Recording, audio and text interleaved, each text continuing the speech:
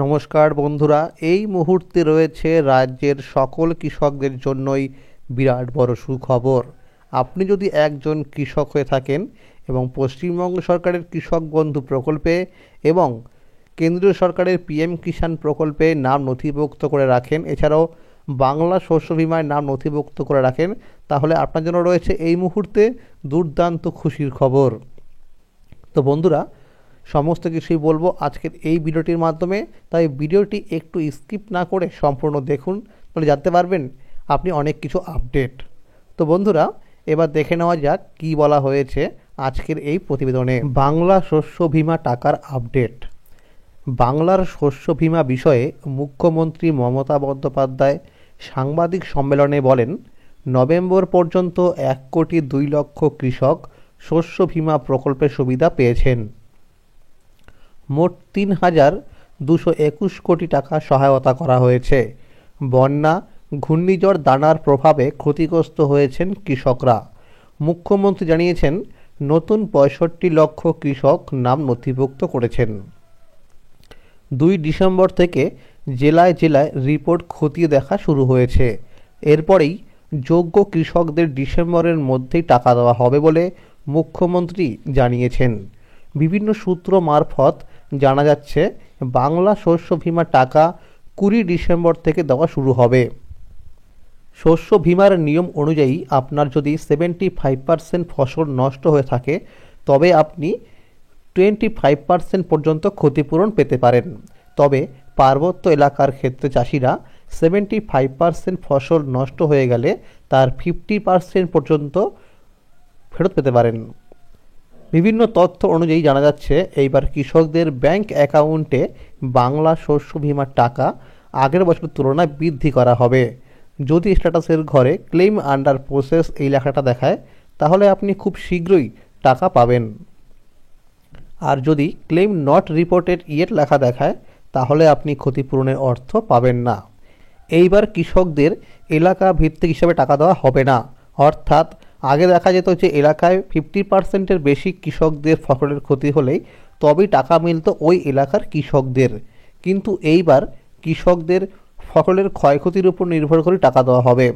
ইতিমধ্যেই অনেক কৃষকদের স্ট্যাটাসের ঘরে আপডেট চলে এসেছে। কিছু সার্ভারের সমস্যার জন্য স্ট্যাটাসের ঘরে সমস্যা দেখা দিচ্ছে। অফিসিয়াল হেল্পলাইন থেকে জানানো হয়েছে, খুব শীঘ্রই এই সমস্যাটির সমাধান হয়ে যাবে। আখ এবং আলু চাষের বীমা হবে নিখরচায়। এতদিন ধরে আখ এবং আলু চাষের শস্য বীমা করতে কৃষকদের প্রিমিয়ামের একটি অংশ দিতে হতো। এবার থেকে আলু আর আখ চাষের শস্য বীমার জন্য কৃষকদের আর প্রিমিয়াম দিতে হবে না। অন্য ফসলের মতোই আখ এবং আলুর বীমা নিখরচায় করা যাবে, এমনটাই কৃষি দপ্তর সূত্রে জানানো হয়েছে।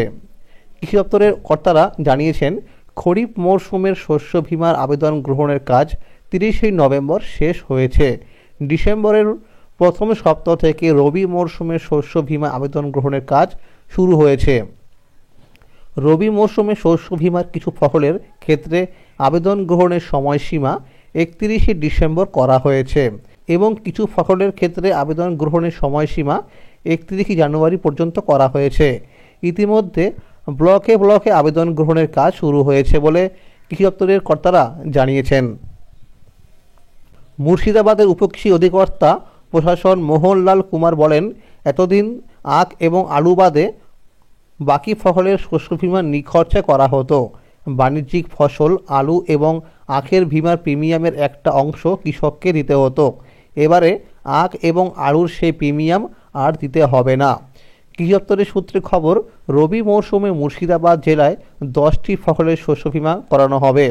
গ্রীষ্ম ও শীতের ভুট্টা, ছোলা, মসুর, সর্ষে এইসব ফসলের শস্য বীমা গোটা জেলা জুড়ে করা হবে। জেলার 26টি ব্লকের মধ্যে শুধু সুতি 2 ব্লক বাদে গম চাষের শস্য বীমা করানো যাবে। রঘুনাথগঞ্জ 2 ব্লক, সুতি 2 ব্লক এবং শামশেরগঞ্জ ব্লক বাদে জেলার বাকি ব্লকগুলিতে বোরো ধানের শস্য বীমা করানো যাবে।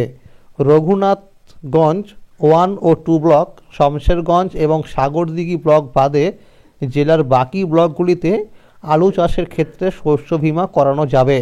জেলার 14টি ব্লকে আখ চাষের শস্য বীমা করানো যাবে। সূত্রের খবর, সর্ষে, গম, ভুট্টা, ছোলা, মসুর, আলু, আখের ক্ষেত্রে শস্য বীমার সময়সীমা 31শে ডিসেম্বর করা হয়েছে। বোরো ধানের ক্ষেত্রে শস্য বীমার আবেদন করা যাবে 31 জানুয়ারি পর্যন্ত। গত বছর রবি মরশুমে 8 লক্ষ কৃষক শস্য বীমায় নাম লিখিয়েছিলেন। এবছর খরিফ মরশুমে 4,83,000 কৃষক শস্য বীমায় নাম লিখেছেন। খরিফ মরশুমে এই জেলায় ধান এবং ভুট্টা চাষের শস্য বীমা করানো হয়েছে। পিএম কিষাণ প্রকল্পের 19তম কিস্তির টাকার আপডেট। কেন্দ্র সরকার ভারতবাসীদের জন্য যে কয়েকটি প্রকল্পের সৃষ্টি করেছে তার মধ্যে অন্যতম হল প্রধানমন্ত্রী কিষাণ সম্মান নিধি যোজনা বা পিএম কিষাণ প্রকল্প। বছরে 3টি কিস্তির মাধ্যমে 2,000 টাকা দিয়ে অর্থাৎ মোট 6,000 টাকা এই প্রকল্পের মাধ্যমে আর্থিক সাহায্য দেওয়া হয়ে থাকে। চলতি বছরের 5ই অক্টোবর 18তম কিস্তির টাকা কৃষকদের ব্যাংক অ্যাকাউন্টে দেওয়া হয়েছিল। পিএম কিষাণ প্রকল্পের কিস্তির টাকা 4 মাস অন্তর অন্তর কৃষকদের ব্যাংক অ্যাকাউন্টে দেওয়া হয়ে থাকে। বিভিন্ন সূত্র মারফত জানা গেছে এই প্রকল্পের 19তম কিস্তির টাকা 2025 সালের ফেব্রুয়ারি মাসে দেওয়া হবে। কৃষক বন্ধু প্রকল্পের ভাতা বৃদ্ধি নিয়ে আলোচনা।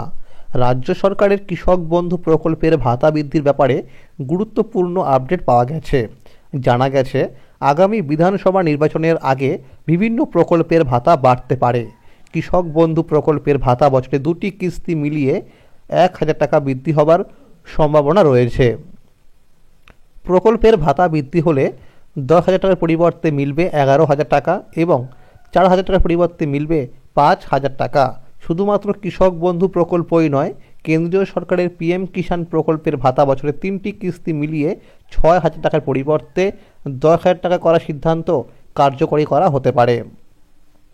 শোনা যাচ্ছে আগামী দিনে লক্ষ্মীর ভাণ্ডার প্রকল্পের টাকা বেড়ে 1,200 টাকার পরিবর্তে 1,500 টাকা এবং 1,000 টাকার পরিবর্তে 1,200 টাকা হতে পারে। তো বন্ধুরা, আজকের এই ছিল আপডেট। এরকম আরও আপডেট পেতে হলে অবশ্যই মনে করে চ্যানেলটিকে সাবস্ক্রাইব করে রাখুন এবং বন্ধুদের কাছে শেয়ার করে দিন। যদি এই ভিডিওটি ভালো লাগে অবশ্যই লাইক করে দেবেন। ধন্যবাদ।